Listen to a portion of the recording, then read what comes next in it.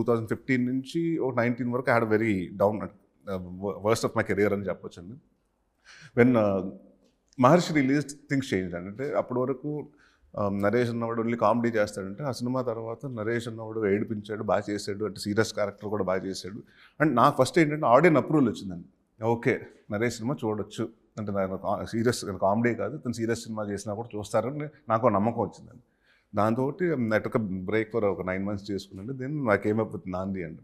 నాంది did well అండి. So again ఇప్పుడు నమ్మటం అంటే అదే కదండి, అక్కడ ఆ ప్రొడ్యూసర్ నమ్మటం, డైరెక్టర్ నన్ను నమ్మటం. ఎందుకంటే ఫస్ట్ లైక్ నాకు కెరియర్లో టైంలో ఉన్నప్పుడు కామెడీ సినిమాలు చేస్తేనే వర్కౌట్ అవ్వట్లేదు అన్న టైంలో ఇట్స్ రిస్క్ అది. ప్రొడ్యూసర్ కూడా డైరెక్టర్ కూడా ఇతనితో ఒక సినిమా చేసి అది ఎంతవరకు సక్సెస్ అవుతుందని కూడా చాలా టెన్షన్ ఉంటుంది కదా.